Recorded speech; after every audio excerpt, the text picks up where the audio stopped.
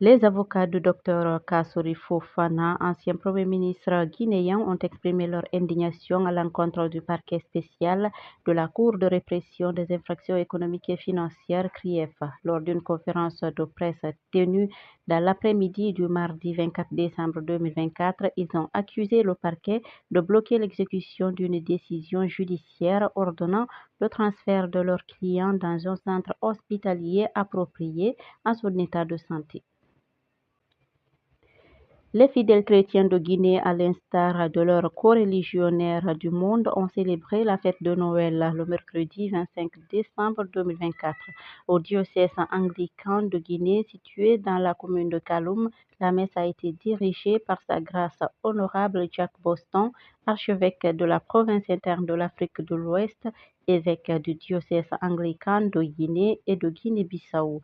Jack Boston a mis l'occasion à profit pour interpeller les autorités à faire la lumière sur la tragédie de Zérékoré, où plus de 50 Guinéens ont perdu la vie le 1er décembre 2024 à l'occasion de la finale du tournoi de football doté du trophée général Mamadi Doumbouya. Il a aussi invité les Guinéens à aller vers la sainteté de Dieu, vers la pureté de Dieu, de consacrer un temps pour Dieu. L'église Anne-Marie Jovoué de Nongo, dans la commune de Lambagny, a célébré Noël dans la ferveur le mercredi 25 décembre 2024.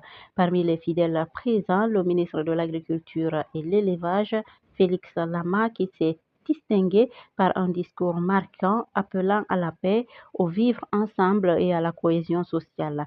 Accompagné du président de la transition, le ministre a pris part à cette célébration religieuse rendant hommage à la naissance du Christ.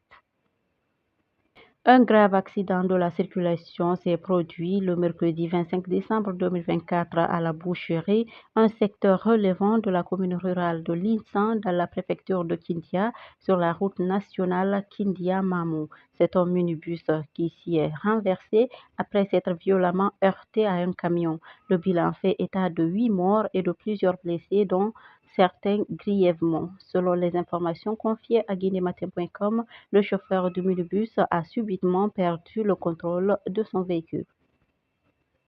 Le procès de Fatoumata Binta Diallo vient de connaître son épilogue devant le tribunal criminel de Mafanko. Cette franco-guinéenne de 38 ans était poursuivie devant cette juridiction pour trafic international de cocaïne. Les faits portent sur 4,3 kg de cocaïne saisis sur elle à l'aéroport international Ahmed Sékou Touré de Conakry. Des faits pour lesquels elle a été reconnue coupable et condamnée à 3 ans de prison le mardi 24 décembre 2024 par cette juridiction de première instance. Éliminé de la Coupe d'Afrique des Nations Maroc 2025, le Sili national senior est engagé dans les éliminatoires de la zone Afrique pour la prochaine Coupe du monde de football.